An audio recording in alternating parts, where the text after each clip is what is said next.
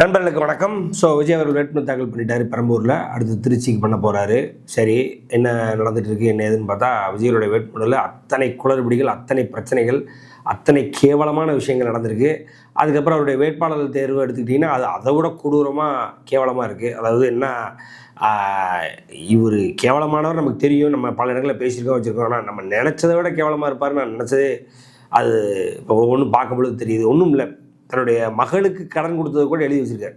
அதாவது டெய்லி என்னென்ன சாப்பிட்றாங்க வைப்பாங்க, என்ன இவங்களுக்கு என்னென்னலாம் செலவாகுதுன்னு எல்லாத்தையும் எழுதி வைப்பார் போல். அவ்வளோ கேவலமானவரா அப்படின்னு நினைக்கும் பொழுதே கூசுது ஒரு மாதிரி.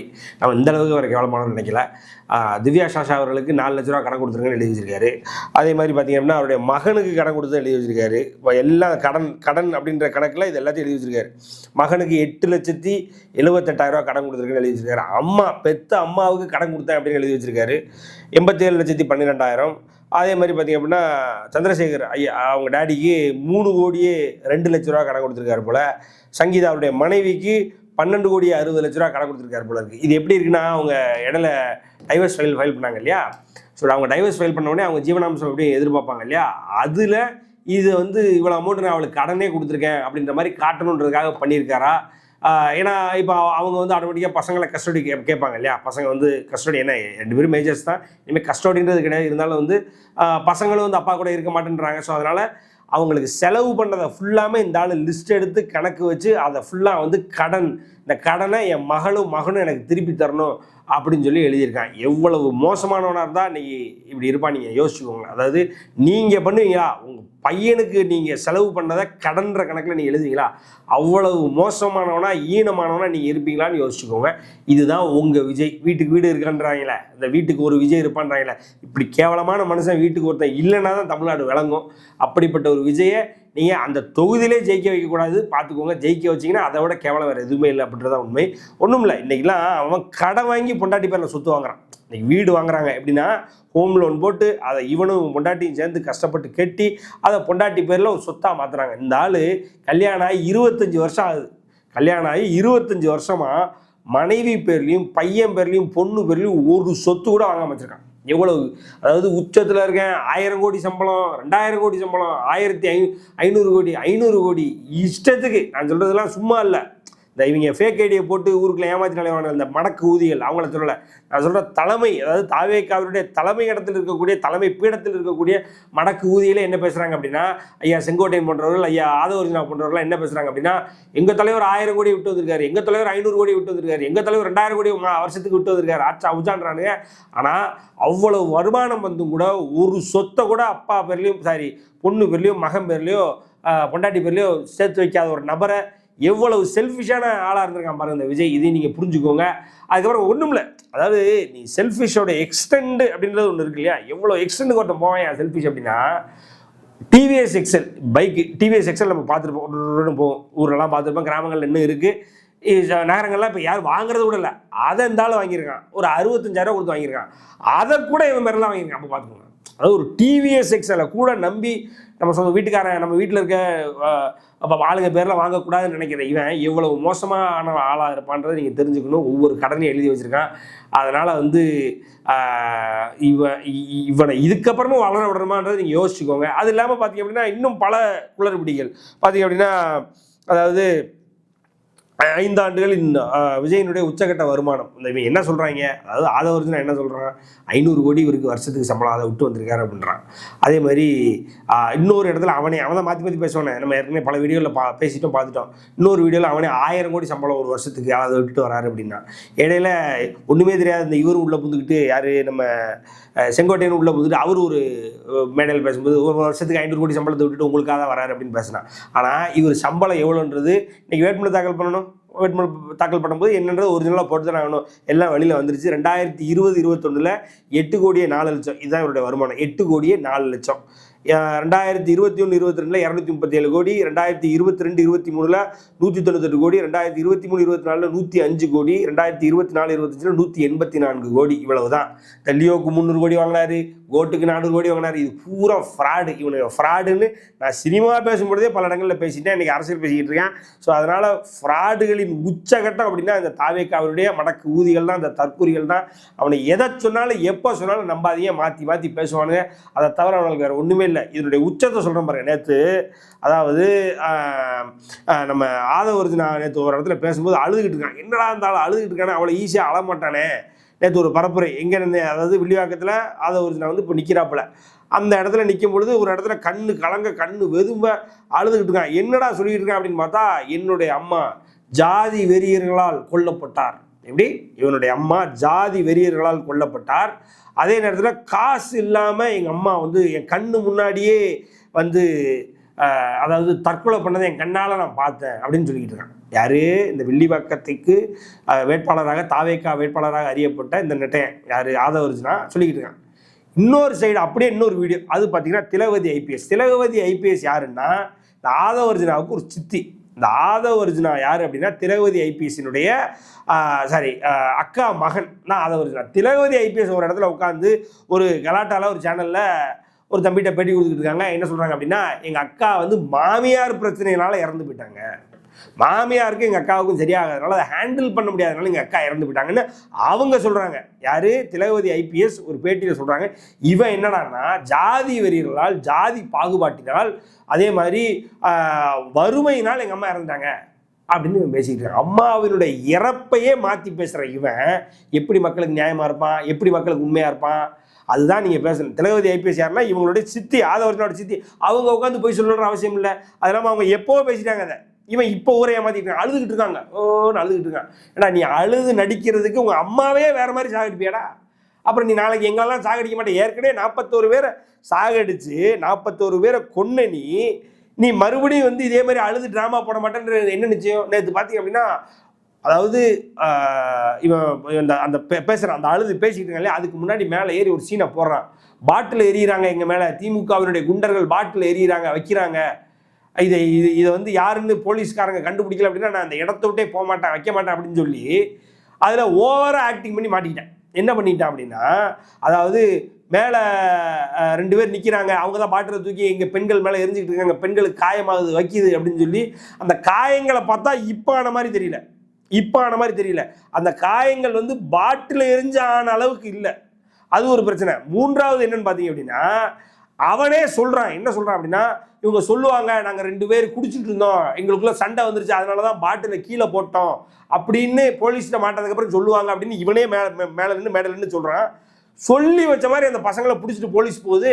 போலீஸ்ட்டு அந்த பசங்க அதை தான் சொல்கிறாங்க, நாங்கள் இப்போ குடிச்சிட்டு இருந்தோம், சண்டை போட்டோம், சண்டை போட்டு பாட்டில் கீழே விழுந்துருச்சு. எப்படி இவனுக்கு முதலே தெரிஞ்சுது? அதே மாதிரி கிட்டத்தட்ட இந்த சம்பவம் நடக்கிறதுக்கு முன்னாடியே இவன்கிட்ட சிசிடிவி கேமரா இருக்கு.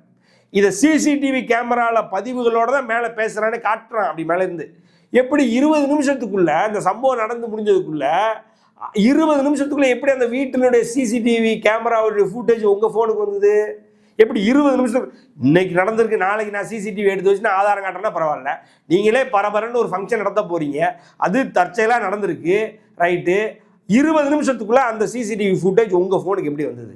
இந்த மாதிரி ஃப்ராடு பண்ணிட்டு அலைகிற அந்த ஆதவர்ஜுனால வில்லிவாக்கத்தில் டெபாசிட் இழக்கணும் பார்த்துக்கோங்க. அப்படி கேவலமான ஆளுகள் அந்த விஜய் வச்சு கூட சுற்றிக்கிட்டு இருக்கான். வேட்பாளர்கள் ஃபுல்லாக மோசமான வேட்பாளர்கள்.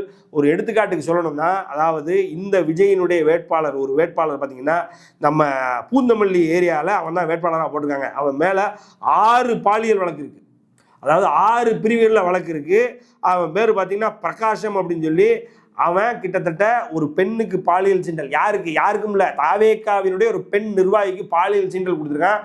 அந்த பெண் வந்து வெளியில் போய் நான் சொல்ல போகிறேன் அப்படின்னவும் குடும்பத்தையே கொளுத்திடுவேன் தீ வச்சு அப்படின்னு பேசியிருக்கான்.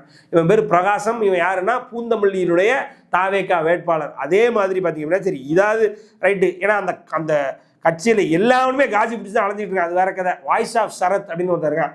அவன் பார்த்தீங்க அப்படின்னா கிட்டத்தட்ட 25 பெண்கள் கூட நான் படுத்திருக்கேன். நம்ம பழைய வீட்டில் கூட பேசியிருந்தோம். 25 பெண்கள் கூட நான் படுத்திருக்கேன் அப்படின்னு அவனே வாக்குமூலம் கொடுத்துருக்கான். ஆண்டிப்பட்டி திரு வி பாண்டி, தேனி தெற்கு மாவட்ட கழக செயலாளர். உன்னெல்லாம் ஆம்பளை பார்த்தா ஓசியா படுப்பாங்களா ஃபர்ஸ்ட் உன்கிட்ட வந்து அத்தியமே தான் அடிச்ச நீயே.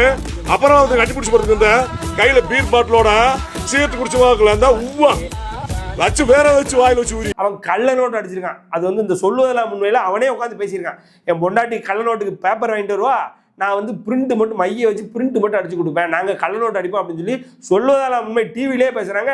வாய்ஸ் ஆஃப் சரத் இவன் தான் டிவி கேவியோட தொண்டர்களுக்கு மிகப்பெரிய மோட்டிவேட்டர். ஸோ அப்படிப்பட்ட ஆளுகள்லாம் கூட வச்சிருக்கான்னு வைங்களேன். அதே மாதிரி கஞ்சா கடத்தலில் உள்ளே போய் 10 நாளைக்கு முன்னாடி பிணையில் வெளியில் வரான் ஒருத்தன். யார் பெயிலில் வெளியில் வரான் ஒருத்தன். அவன் பேர் பார்த்தீங்கன்னா சந்திரகாண்டிபன். அவனை பேராவூரணியினுடைய தாவேக்கா வேட்பாளராக போட்டிருக்கான் அந்த விஜய். அப்போ இப்படியான ஆட்களை தான் வேட்பாளராக வச்சுருக்கான். இப்படி தான் வேட்பாளராக போட்டிருக்கான். இவன் புஷியானதுக்கு ஒரு 3 கோடி கடன் கொடுத்துருக்கான், வச்சுருக்கான். இப்படி பல விஷயங்கள். இடையில பார்த்தீங்க அப்படின்னா சிலாகிச்சு ஒரு மேட்ரு வந்துச்சு வெளியில். எப்படின்னா விஜய் வந்து அவருடைய நீண்ட நாள் டிரைவர் ராஜேந்திரனோட மகனுக்கு வந்து வேட்பாளராக அவருக்கு ஒரு வாய்ப்பு கொடுத்துருக்காப்புல. எப்படி எளிமையான நபர் பார்த்தீங்களா, தன்னுடைய டிரைவருடைய மகனுக்கு கூட வாய்ப்பு கொடுக்குறாரு. இவர் தான்டா தமிழ்நாட்டினுடைய அடுத்த சிஎம் ஆச்சா புச்சான்னு. அதுக்கப்புறம் பார்த்தா இந்த விஜய் எவ்வளோ தொழில் பண்ணிகிட்டு இருக்கான், பல தொழில் பண்ணிகிட்டு இருக்கான். அதில் பார்த்திங்க அப்படின்னா ரியல் எஸ்டேட்டும் ஒரு தொழில்.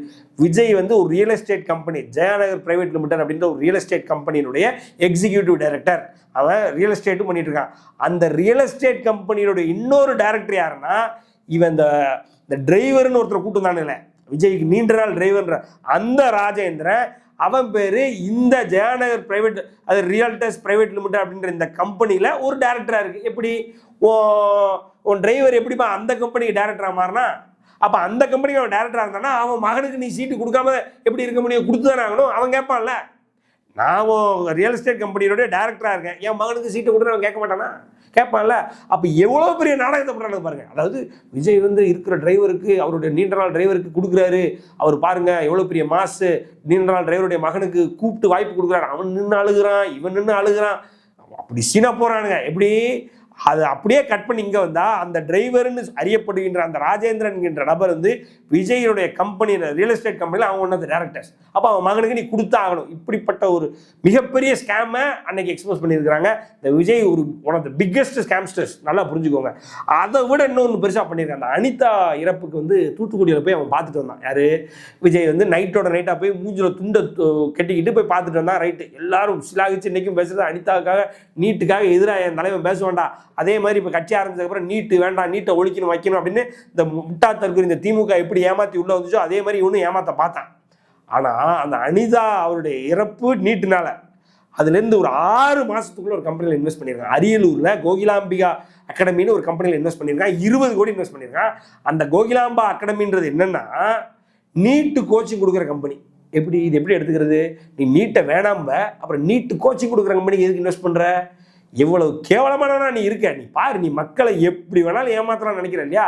அதனால் அவன் குட்டு வெளியில் வந்து நீ அசிங்கப்பட்டு நின்று 2 தொகுதியில் நீ டெபாசிட்டை இழந்து அதே மாதிரி உன் தற்குறிகள் எவனுமே எந்த தொகுதியில் இல்லாத மாதிரி ஆக்கிறதுக்கு இந்த தமிழ் சமூகம் ரெடியாக இருக்குது. இந்த தமிழ் சமூகம் பார்த்தீங்கன்னா சும்மா இல்லை. அதாவது டேட்டா தெரியாமல் பேசுகிறவங்க கிடையாது, டேட்டா வச்சு தான் அடிப்பானுங்க. திமுகவே 5 வருஷத்துக்கு அப்புறம் காலி பண்ணி அண்ணா திமுகவை தான் இது வரைக்கும் தொடர்ந்து 10 வருஷமும் 15 வருஷமும் 2 தடவை இருக்க வச்சாங்க. அந்த மாதிரி ஒன்னைய ஆல் அட்ரஸ்லாம் ஆக்குவாங்க. அதில் எந்த மாற்றுக்கிறது. இதில் இன்னொன்று வேற ஊட்டிக்கிட்டே இருப்பானுங்க, இருக்கக்கூடிய அதிகமாக இன்கம் டேக்ஸ் கட்டுறவர் இவர் தான் அப்படி இப்படின்னு பொய்யவா சொல்லிட்டு இருப்பானுங்க. ஆனால் சூப்பர் ஸ்டார் ரஜினிகாந்த் இதுவரை 2லிருந்து 3 முறை கடைசி 10 வருஷத்துலேயே பார்த்தீங்க அப்படின்னா ஹையஸ்ட் டாக்ஸ் பேயர் அவார்டுன்றதை கூப்பிட்டு கொடுப்பாங்க அவருக்கு. ஆனால் இவன் என்னடா அப்படி ஒன்று போய் வாங்கினதே இல்லை ஹையஸ்ட் டாக்ஸ் பேயர் அவார்டு அப்படின்றது இன்கம் டேக்ஸ்ல இருந்து. ஆனால் இவன் தான் இன்கம் டேக்ஸ் அதிகம் கட்டுறான்னு இந்த மடக்கூதியை பூரா பேசிக்கிட்டு இருக்கானுங்களே. என்னடா அப்படின்னு பார்த்தா இப்போ ரைட், அதாவது அவனுடைய வேட்புமனு தாக்கலில் விஜய் என்ன டிக்ளேர் பண்ணியிருக்கான் அப்படின்னா 3,40,00,000 ரூபா நான் வந்து இன்னும் இன்கம் டேக்ஸ் கட்டாமல் நிலுவையில் வச்சிருக்கேன்னு அவனே டிக்ளேர் பண்ணியிருக்கான்.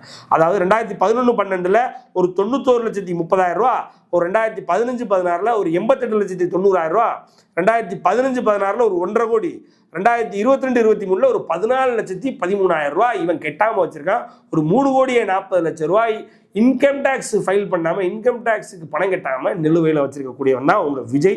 இந்த விஜய் வீட்டுக்கு வீடு இருக்கணுமா அப்படின்றத நீங்கள் பார்த்துக்கோங்க. ஏதோ எல்லாத்தையும் விட்டுட்டு நான் ஏதோ குடிசை வீட்டில் இருக்கிற மாதிரி சீனா போகிறோம், எல்லாத்தையும் விட்டு உங்களுக்காக தான் வந்திருக்கேன். ஏன்னா நீ வேட்பாளர் அறிவிப்பே நீ பார்த்தீங்கன்னா தாஜ் ஹோட்டல் நடத்துகிற, அப்புறம் நீ என்ன எல்லாத்தையும் விட்டுட்டு தெருவில் வந்துட்டு ஏதோ குடிசை வீட்டை விட்டு இவரை உள்ள உட்காந்து கஷ்டப்பட்டு வேர்த்தா உடனே பிரச்சாரத்தை கேன்சல் பண்ணி வீட்டுக்கு போய் பனையூரில் தங்கிடுறான். பனையூரில் சரக்கு போட்டு ஏசியை போட்டு ஒரு மாட்டு படுத்துக்கிறான். இவனை போய் பெரிய ஆளுன்னு இன்னும் பேசிக்கிட்டு ஊருக்குள்ளே இவனையும் நடமாட விட்டுக்கிட்டு இருந்துக்கிட்டு இருந்தோம் அப்படின்னா இன்னும் வந்து மக்களுக்கு கேடுதான் விளையும். இவனை நம்பி போகிறவங்க மேலே பாட்டில் விழுவும், என்னென்ன கரும விழுவோம் யாருக்கும் தெரியாது. இவனை நம்பி எவனும் தெருவுக்கு போகாதீங்க, இவனை நம்பி எந்த கூட்டத்துக்கு போய் நிற்காதீங்க அப்படின்றத வேண்டி விரும்பி கேட்டுக்கிறேன். இது வந்து அழித்தொழிக்கப்பட வேண்டிய ஒரு கூட்டம், அது எந்த ஒரு மாற்று கருத்தும் இல்லை. தேர்தலுக்கு தகுதியே இல்லாத ஒரு கூட்டம் என்பதை கூறிக்கொண்டு நன்றி, வணக்கம்.